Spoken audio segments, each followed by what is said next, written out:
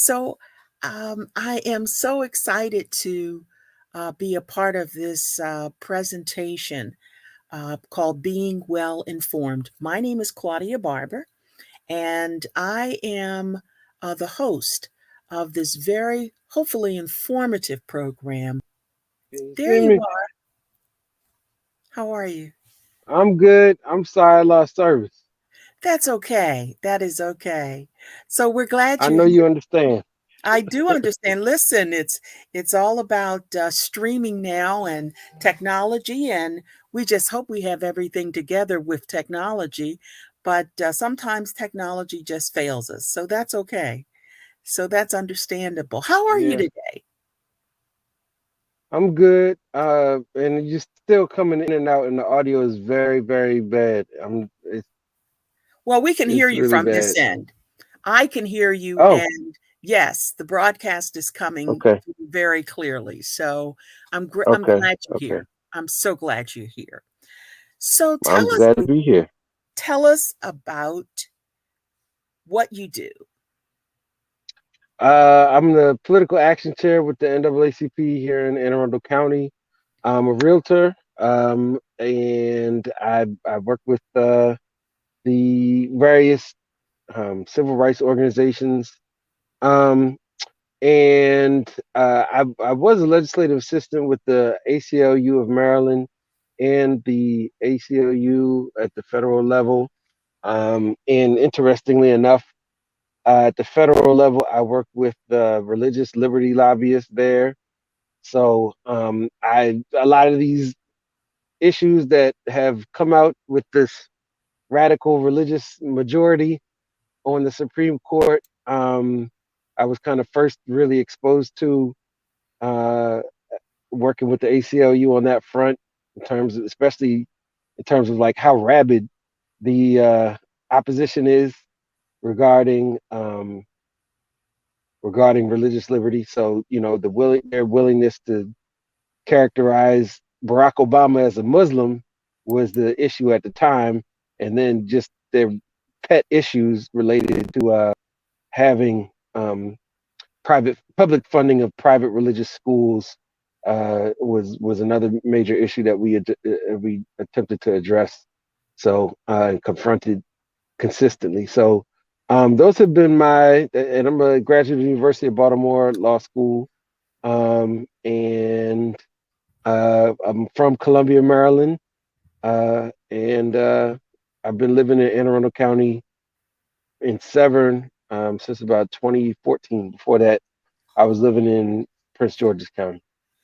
Well, a lot of the work that you've done with the for the NAACP falls under the umbrella of political action. So tell us a little bit about that. The political action, every branch has a political action committee. The NAACP at the national level it encourages branches to have certain standing committees, and the political action committee is one of those committees. And it works to one, keep voters informed, register voters, and work towards implementing equal justice laws related to voting reform, um, providing voters with the best opportunities to vote, and make sure that our membership is engaged on local issues of import to African American community, especially around civil rights and Mhm. economic justice. Well, there's been quite a bit of political activity. Every General Assembly session, you're going to have laws made and challenges to laws. Hmm. But you have done an extraordinary work for the Anne Arundel County branch of the NAACP in Well, the area of county council presentations and state legislatures. What has been occupying your time over the past 2 years? oh, over the past 2 years, we've had, I mean, since the pandemic, can I expand it to the 2018? Because really that's Yes, 28. absolutely. I took over the political action committee in late 2018, early 2019, really. So after the blue wave of that election, um, and this is the first time that Anne Arundel County had seen a Democrat county executive and a Democratic majority county council. It was the Mhm. first county executive Democrat county council, county executive in 12 years. So prior to that, we had nothing but Republican um, county executives, and so this was a major sea change. And we have four Democrats, three of them white women and one white male, that make up the majority the for the party. The county council is all white, 7 members, three Republicans, four Democrats, and so there's been since and that's at the local level, and then at um, the state level, I would say 2018, 2019, Mhm. we had our governor who was a Republican. Um, I think he was reelected, and we had a Democrats both controlled the state house and the Senate. Since that time, the Senate president, who the man who was Senate president at the time, has passed, and both the House Speaker, he passed away as well, Mhm. and they've both been replaced. So there's been opportunities, I guess, for a new agenda at the state and local level, um, Right. Right. with the change of the guard back in 2018, 2019, while at the same time being confronted by a virulent white nationalist, who was our president, and at the same time, in 2018, the Democrats took over the House. In the Democrats took over the House in the U.S. House of Representatives. So I say all that to say that there was the agenda that I've been working on, has been one, subject to Trump's whims, uh, because we were subject to a pandemic that was by and large caused by his negligence, in 2020. And his his administration basically ignored the warning signs of coming out of China, and he purposefully knew, according to Bob Woodward's book, that there would be that the virus spread quickly and was extremely violent, and that shut everything down throughout 2020. But Um, so Go that ahead. has really occupied a lot of everybody's time because the Yeah, pandemic during certain portions, it shut down almost the entire community. You exactly. know, and it had an impact greatly on the economy, on closing restaurants, closing Schools, government buildings, schools. Um, wear a mask, don't wear a mask. You know, over. we're Yep, just pulling yep, out of that. We are just yep, pulling out of that. yep. But a lot of the work that you do on the present on the NAACP Political Action Committee also has to do with Police Accountability Board Oh, and okay. the whole police accountability work. What does that entail for you? Okay. Well, I just to say, Judge Robert, at the beginning of 2019, the agenda was housing. Right. When everything changed, when the Democrats came in, the agenda was police reform was not at the top of the agenda. Um, housing was at the top of the agenda. Uh, it, then all of that went away, and we were confronted by the pandemic, and then healthcare became at the top of the agenda, and keeping people healthy was the top of the agenda for about 4 months. and then George Floyd was murdered. We had the succession of murders regarding from police. We had Breonna Taylor, Ahmaud Arbery, and George Floyd, and that's when police reform came to the top of the agenda at the local level. Um, the the the at the first instance of protests in Minneapolis, we were in the budget session at the local level, and our county executive and the county council at the time had decided to go against their initial agreement where they wanted to have body cameras. That was something that they had agreed to at the beginning of their terms, but they had never You included the changed funding. that. Yeah, You they had never changed. included the funding of it. And so Okay. after George Floyd and after all of the Protests. protests that came up during the budget session, during the budget period, the NAACP and it's specifically the NAACP Youth and College Division And your work. organized. Well, yeah, they organized to have 300 young people email county council members and encourage them to have body cameras. And so that was the first step prior to this most recent police reform that led to a change at the county level regarding police reform. Um, So how did that end up happening? I mean, were the body cameras implemented? yes, the body cameras were implemented. Yes, Excellent. Excellent. for officers who are in uniform, so not like plainclothes officers or officers who were doing investigations and things like that. It was we don't have dash cams, but we do have body cams. And they Why is that so important? dash cams are very important. One, I would say, are you asking about body cams or dash cams? Both, both. Okay. Well, body cams are very important. One, because Black people are generally not believed.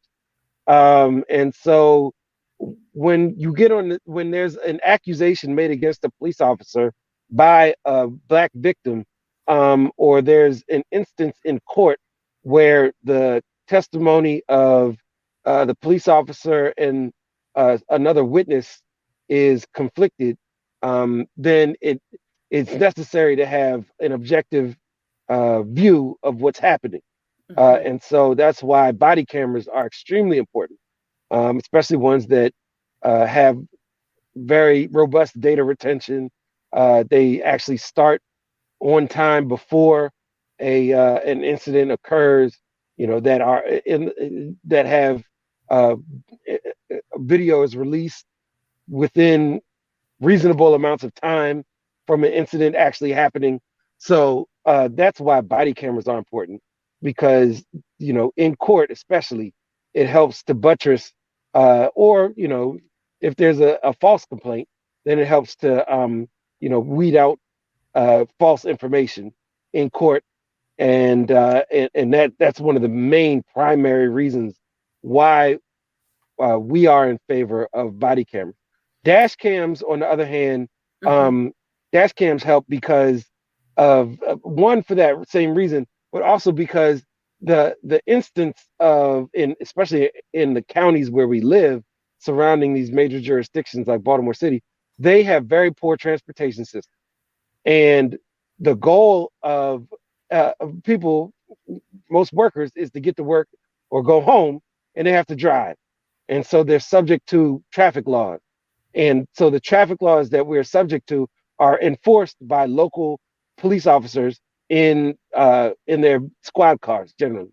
And so it's best to have dash cam evidence if there's any conflict or if there's any issue regarding a incident with a police officer and a civilian. Especially contested issues. Yes, definitely. Yes, yes, yes. We were talking about body cameras and the importance of that happening in Anne Arundel County, Maryland. Anne Arundel County actually is the same county where the capital, Annapolis, is. And so we have this um, historic, a lot of historic things happen in Annapolis, of course, as the capital city. But the work that you do also at the state level, that's equally as significant. So, what has happened in police reform?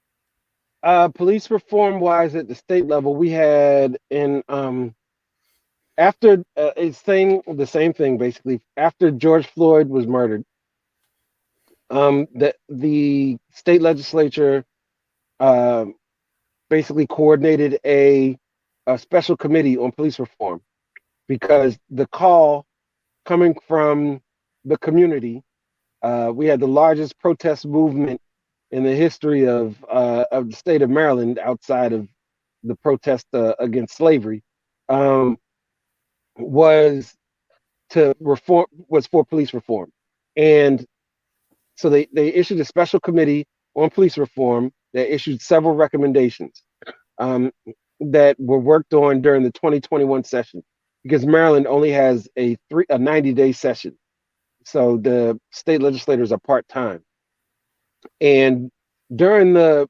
2021 session that started in January, ended in mid April. The state legislature passed what was called, well, first they repealed the previous law that protected uh, police officers, which was the Law Enforcement Officers Bill of Rights. This was 2021. It was repealed. Um, then once that law, which gave police officers special extra uh, uh, uh, extra rules related to their protection, related to their due process.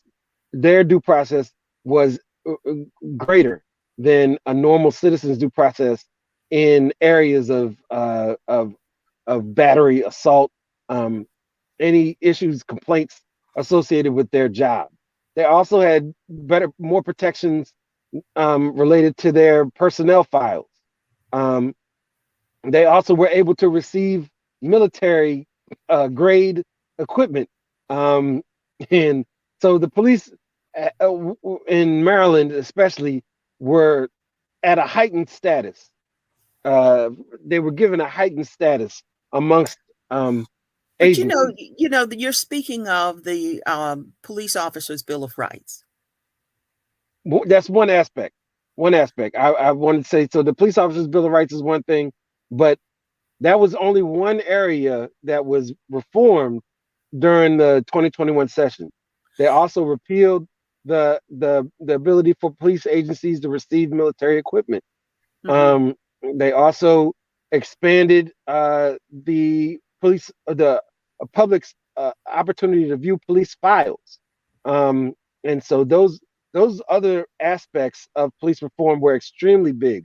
Not just so the police reform where the Maryland Police Accountability Act that repealed the Law Enforcement Officers Bill of Rights and now instituted community um, accountability for police officers. That's for law enforcement, I should say. That's one aspect, and that's a major key. But it was not the only thing that was done during the 2021 session related to police reform. There was a whole package of reforms, and the community oversight of policing was one of them, a major Well, piece, but it was only one of them. but Okay, go ahead. the state of Maryland, in first implementing the Police Officers Bill of Rights, it was one of the leading states, believe it or not, that put this legislation into motion, and then other states just started following. Right. I think it was the first state Yes. that passed the Law Enforcement Officers Bill of Rights, and it had the strongest protection. Yes. And so repealing it, I mean, just look at the results from having the It Law was a Enforcement heavy Officers lift. Bill of Rights.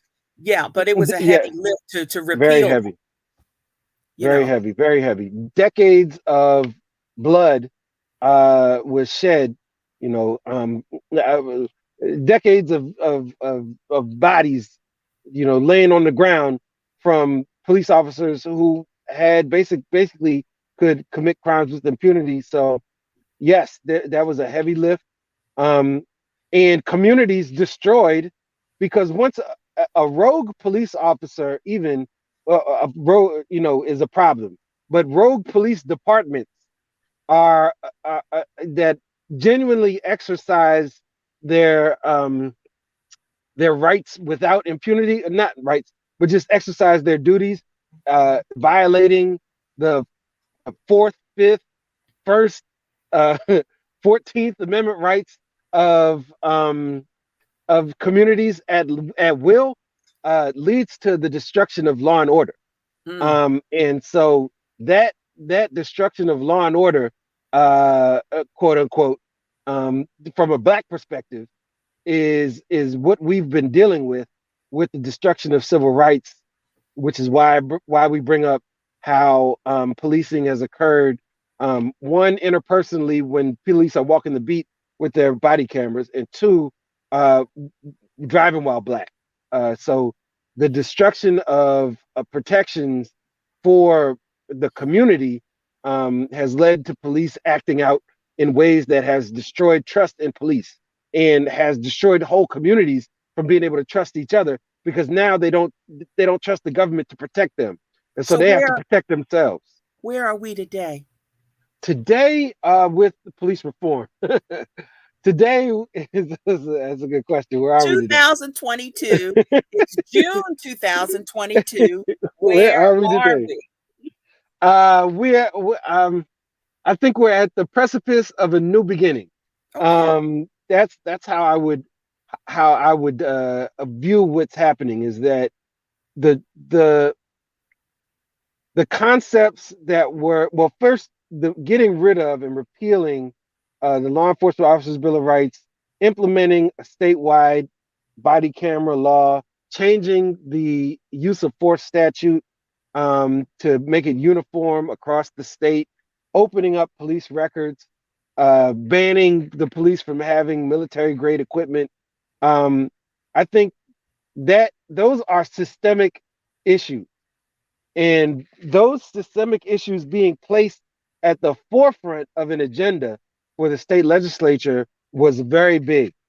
Um, and so that's why the implementation of it is such a battle. We're in a battle right now regarding the implementation of the Police Accountability Board, the Maryland Police Accountability Act in general, where we have entrenched police interests that are given all types of authority to be able to do as they please within the law. Mhm. There's no civil rights equivalent within the community to address what the police and law enforcement is capable of doing. And when I say law enforcement, I mean the state's attorneys, I mean the detention centers, I mean policing, I mean the sheriffs. Across the board, there are several entities that within law enforcement that are able to just do as they please in crafting the laws and policies in order to give themselves legitimacy in this moment. So our goal, one, is to question their legitimacy in terms of police reform, because you can't trust the police to police themselves. Police should not be policing themselves because they've shown that they can't do it. Um, that's the first thing. The police are a law enforcement in America is a method of racialized uh, authoritarianism that leads to racialized slavery, and that's because of America's foundation as being a genocidal, capitalistic, racist nation. And so, until we can um, address how the United States of America, in and of itself, um, polices people, we will always be confronting how American police are acting out on the streets. So that's where we are. Is that we're on the precipice of addressing how, on a nationwide basis, and especially here locally, um, authoritarianism is implemented and institutionalized and legitimized. Are we that's where we are. We're implementing a community-based reform that came about through the protests of George Floyd, and so it's of police reform. And the more the more people at the bottom who are oppressed can get engaged um, in holding police accountable, then that's where the change happens. And I think that, having the laws, or at least the will, put in place amongst lawmakers to make that change is an area that we engage in constantly, daily, hourly. And so it's something that we're working on at the NAACP and through our civil rights organization. That's a lot of work. That's a lot of work. And you're not done. Not at all. Not And at all. as We're long gonna as we take got people like you working with us, then we're gonna there's no take another stopping. quick break. We're Okay. gonna take another, and we'll be right back.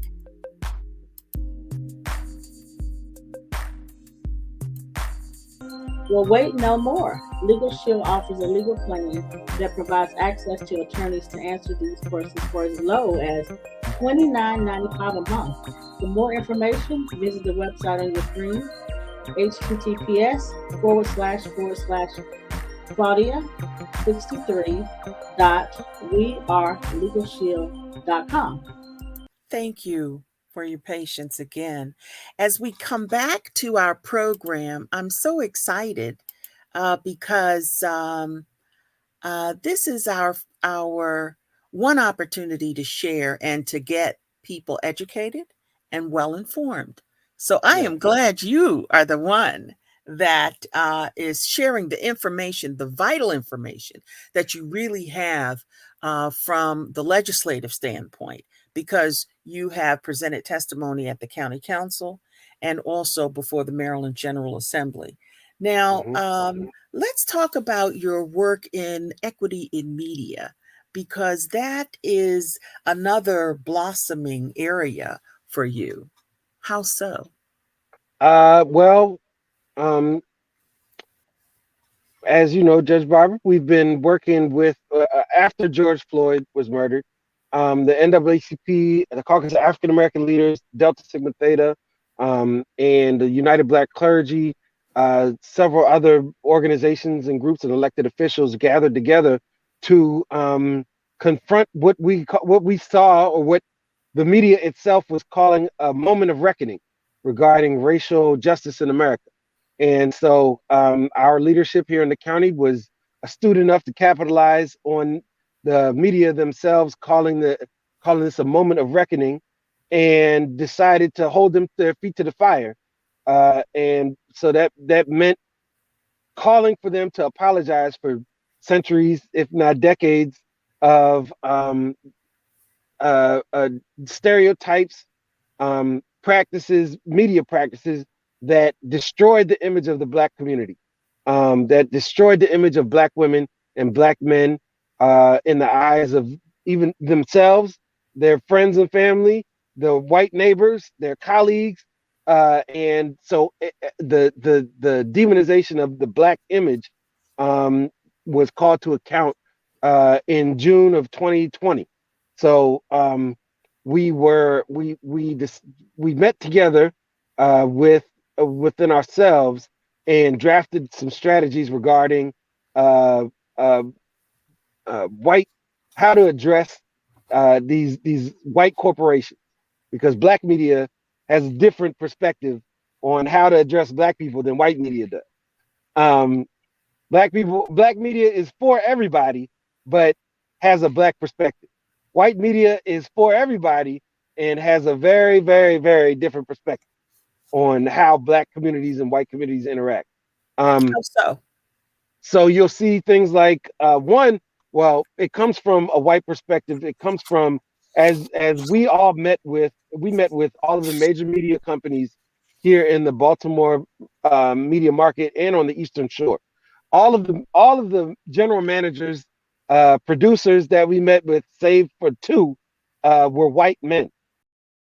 So there's a white male. It's a white male dominated industry, and these are TV stations, newspapers, radio stations that all of you may know that are listening or watching. Watching, they're all you've watched them all. They have their perspective.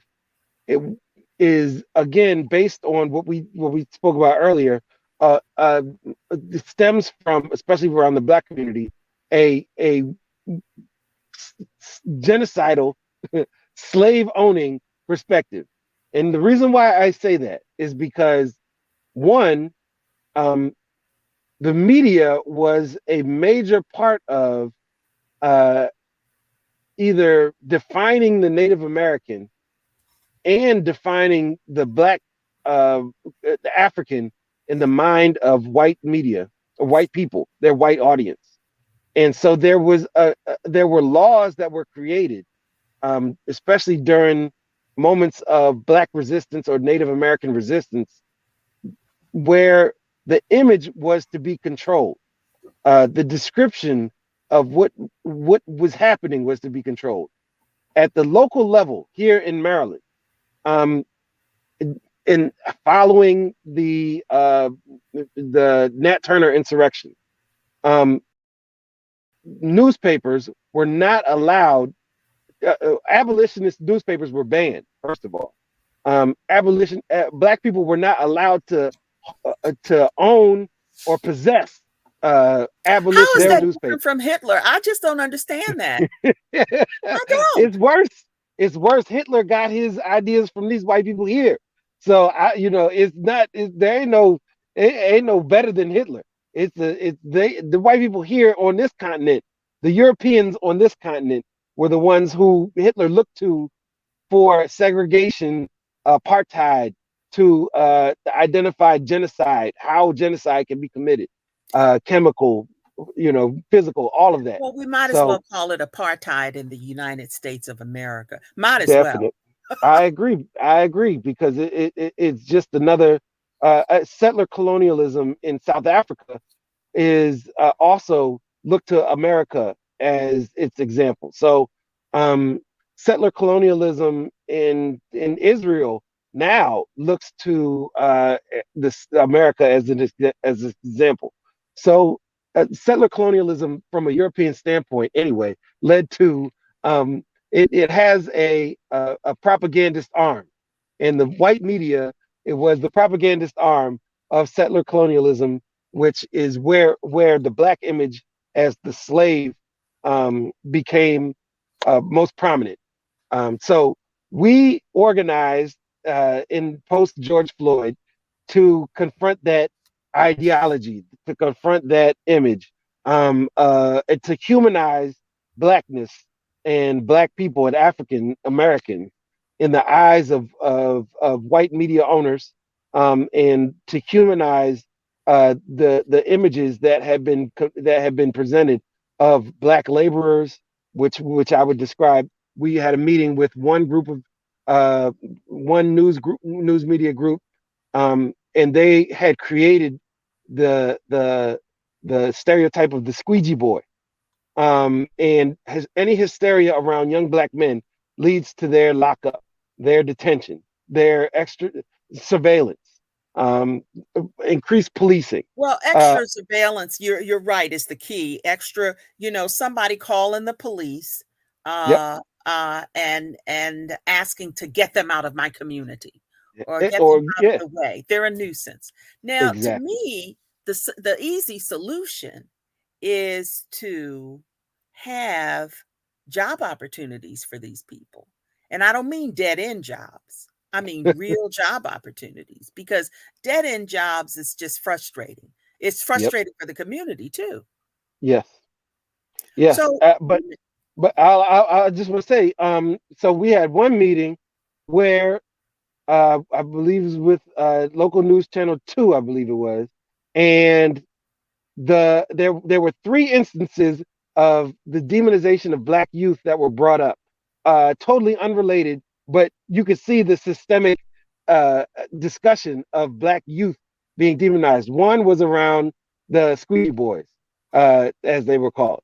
Two was around the use of marijuana by young black boys, and whether or not they were being properly policed and charged by our uh, uh, by the Baltimore City um, uh, state's attorney, Marilyn Mosby.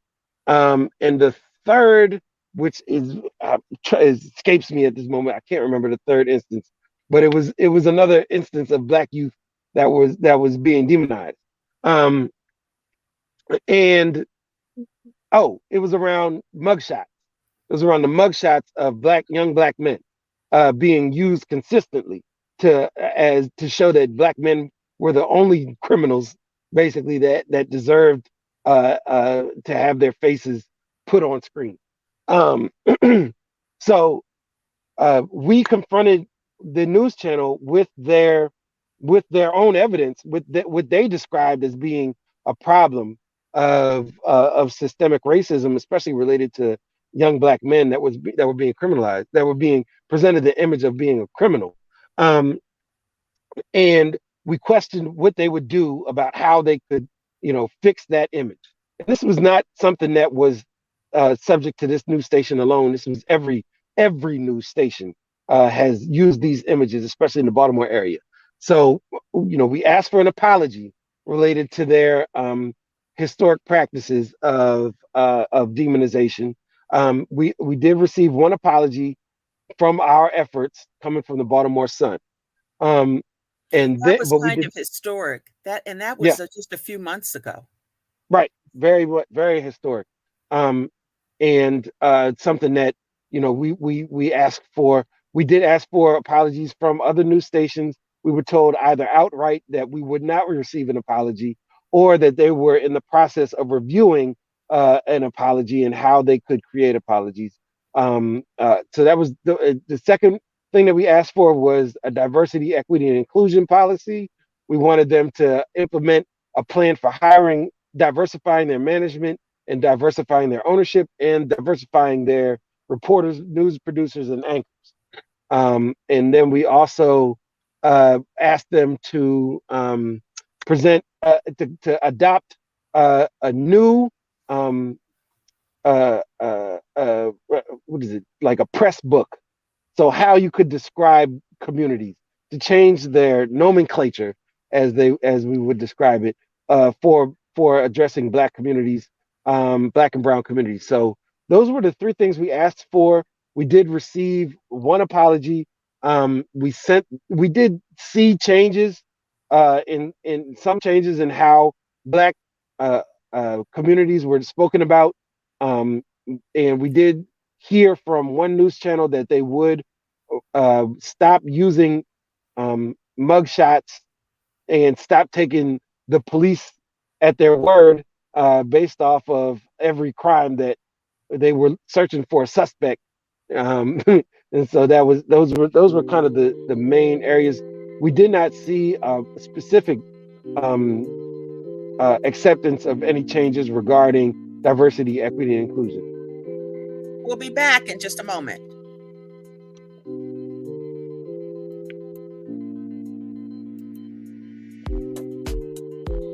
I really need to get my last will and testament done, but will I be able to afford it?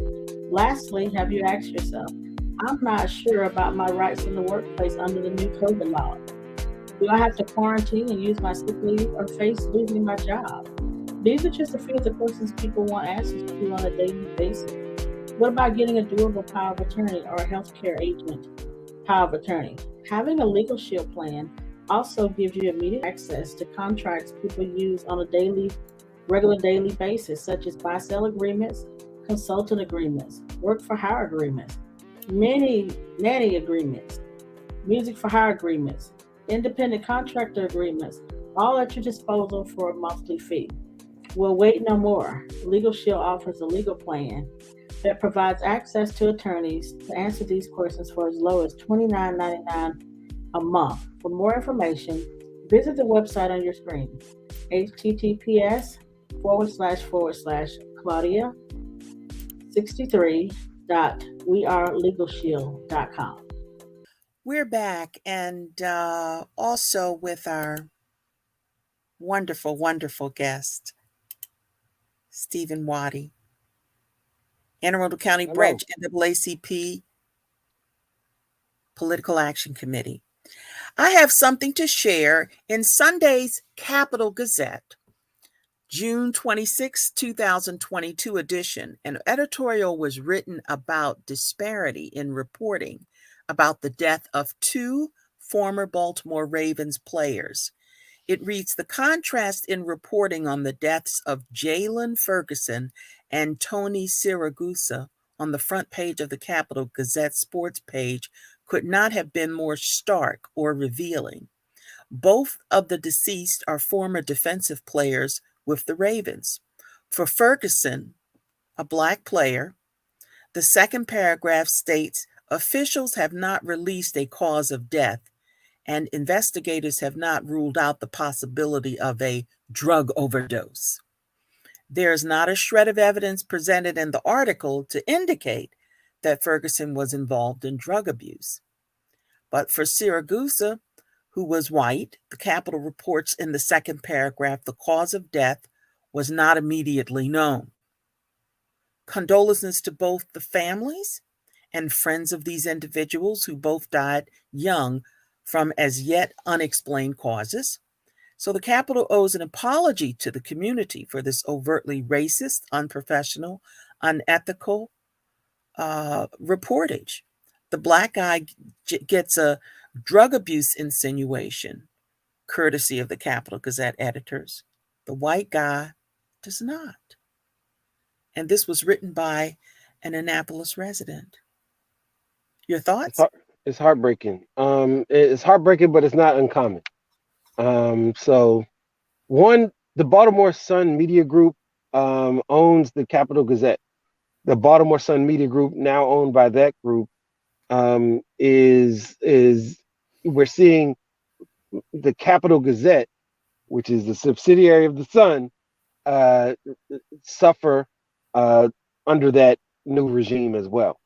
The Capital Gazette, which has a long time of the history of destroying the reputations of Black people, specifically, and also ignoring the great issues that Black people are focused on, and presenting the media, presenting the only legitimate voice as being a white voice, the only legitimate worldview is from a white man.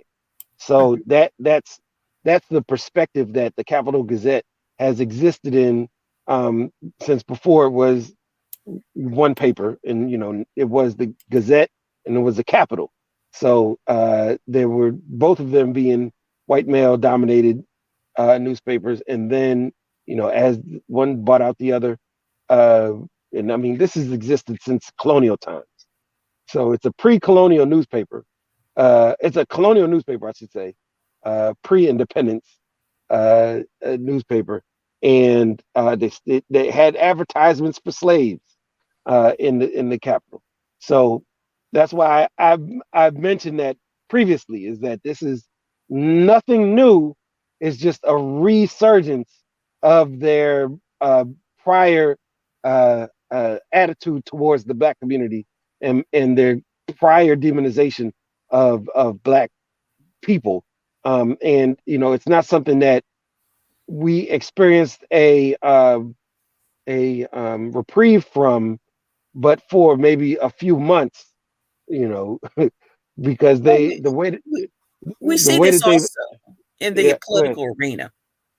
right, definitely they've used their prominence within the white community to demonize Black elected officials, Black candidates, and even whole Black voting blocks. So there's been, you yourself have experienced their demonization and their shoddy reporting on the front page, and then in that they not received an apology. They've denied that they've denied your request. They've dismissed your accusations. They deflect from having any responsibility. It's just a typical, and then after that it'll be, I know you are, but what am I? That type of stuff. You, but look what you do. Look what you do. Then that'll be the next thing. After you tell them that they've wronged you, they'll talk to you about yourself and be total hypocrites. They won't take any responsibility. And so the Capital Gazette, that description is just continuation. I'm glad that they printed the letter, but just to But have that. that's an obvious attack, and Yeah, I've seen it not just in this news publication. I right. have seen it even on Wikipedia when Oh, they report stories. For example, I was curious to find out about the actors and actresses of this old television show back in the maybe 70s or 80s, Mannix. And, it starred Joe Mannix and then Gail, the secretary. And both of them are before deceased. my time. Before my time. Before your time, but both of them are now deceased. Yes. And the write up, again, was a stark difference in their Wikipedia stories. They just had to get a punch in there about some drug incident involving the black secretary. Wow. But yes, it was insulting, But of So, course, for the white male star character, oh, they just gave him a glowing obituary, glowing Judge Barber, history.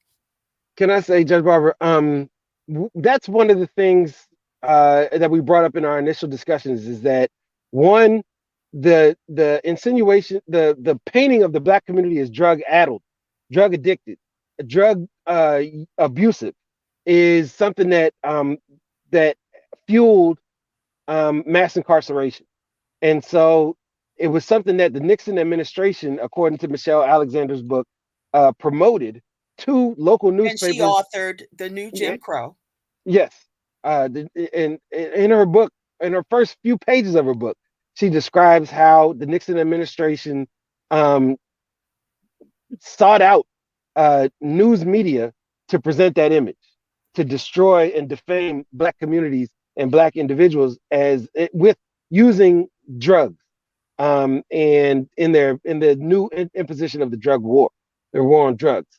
And so that's something that has been common. It's something that we brought up with these news media because in Baltimore is the heroin capital, and it's something that you'll see driving around, people nodding with no in the middle of the day where nothing happened. You know what I mean? And so it's the Wire in and of itself. The Wire, the TV show, The Wire, was also another major aspect in terms of determining calling the black community as being drug addicted. The reason why I bring that up is because one, we talked about news media, but where you brought up a TV show that was fictional, and so the TV stations that we talked to, the news would lead into a fictional TV show that was generally police, a police crime like Dragnet serial that described how police solve crimes related to drug addiction, murder, and it would the nonfiction news would lead into a fictional one, and it would just be a continuation, just continuous propaganda on how black communities are subject to drug addiction and how police and policing are the solution. And so that's where we saw the back and forth between police reform and the news media, is that you get the Do you propagandized on Right. one level, and it's now shifted online where you're being propagandized online, and you're expected, that legitimizes the funding that goes towards policing and the breakdown of Fourth Amendment, Fifth Amendment, and Eighth Amendment protections from bad policing. So do you think that this theme is coming out in the gubernatorial campaign? Wow. No, I think only Doug Gansler and his I want more police in schools and we need better policing has I think Doug Gansler has reached into that because he used to be the attorney general and he feels like he can use that. But in the Democratic primary, I don't see that being used. In the Republican primary, of course, that's all they do is talk about the other, and especially black people, and how much we're criminals. That feeds their base as being white nationalists. So in the Democratic primary, gubernatorial, I don't see that. So you're talking about gubernatorial race in Maryland, and But if we're I was we going to are. say, if we're talking about the state's attorney, if we're talking about state's attorneys, yes, the Marilyn Mosby is the poster child of both Democrat and Republican, of the white establishment saying black people are not capable of governing themselves. So Marilyn Mosby and Nick Mosby are the poster children for black dysfunction, urban decay, urban disorder for all white people, on both Democrat and Republicans to utilize. Well, I think that uh, the media has just been more. The best way to describe it is overwhelming when it comes to. The newspaper, I think the Baltimore Sun actually, they have a black managing editor. We did meet with him, and I actually think that the Baltimore Sun has tamped down. I don't think they would be as bad. I think they would be worse if they had a white managing editor. Then I actually think that he's done a better job than the rest of the guys. You know what I mean? Um, uh, so I don't necessarily. I think that the problem to me is Sinclair Broadcasting. The Hunt Valley based uh, conservative, clearly conservative, Trump supporting manager of TV stations across the country, and the owner of uh, Fox 45, the owner of the manager. They're the managing station, I think, for another, I think, Channel 13. How is their Um, news impactful? so their news, one, they hired. What do you mean by impactful? I mean, Tell me what you mean by impactful that. in the community. How are their narratives being addressed and or challenged? Their narratives are uh, the leading narratives for white conservatives, and they're the leading narratives for people who desire some peace in their homes. So black people, it's the most watched television station by black people in the Baltimore area. So they lead. Black people consume their narratives and have a sense of internalized depression. And black people are like, we can't be this bad continuously. How are we going to change this? What good are these people who are my elected officials doing? Why can't they fix it? They don't want to fix it. So they and it's a hyper focus on Baltimore City. That's the other part about it, is that they don't focus on the state's attorney in Baltimore County.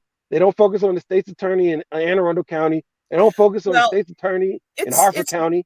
it's good that you said that, and the reason why is because you have internal auditors in every single phase of government in other counties. Internal audits happen all over. Inspector generals happen in all of these counties. So to put on the front page news an inspector general's report that found A, B, C, D, E, F, and G, that is Yeah, not uncommon right, in other jurisdictions. Same right. thing about cheating. That happens all over in every single school system. Same thing about passing people. Well, maybe not at the same magnitude as others, but you have these types of problems going on in Listen, other counties. Judge Barber, listen. Baltimore, the poverty rate in Baltimore is exponentially higher than any other county in the Baltimore metro region. Why? It's blacker. The wealth of Baltimore City is being siphoned off into the counties. The people who are paying rent, they paying rent to people that live in the counties. Uh, I say that to say the city is being thoroughly exploited. The people that live in the city know it. They're pissed. What can we? They getting over. Why can't I get over? This is it's an entire, And then you brought up the cheating scandal. So every county, every jurisdiction changed its grading during the pandemic. The pandemic was a major change for school systems. Every county, every jurisdiction changed it. To believe that Baltimore City, which has the most poverty-stricken children in the Maryland, would not change their grading in order to address how these children are interacting, one with teachers, two with each other, three with the information, four with their own, struggles. It would be asinine to think that these children are going to be able to achieve at the same level while they're going through especially in a community that was impacted the worst. They have the highest levels of death and coronavirus infection. They had black people. In Baltimore City had the highest levels of death and infection in the state. And so these children lost grandmothers. They lost grandmothers in their home that they had to live with. They lost family members. Then their mothers had to go to work in nursing homes because that's where black women work as healthcare workers, home health aides as well. That's the experience of being black in the city. And to demonize the school system for doing what they had to do is just another added abuse. We have to invite you back again because you have been so helpful in allowing us to understand a lot and understanding equity in media issues, as well as police accountability and police reform. So please do not let this be your last chance Thank and you. your last time with us. Thank you for inviting me.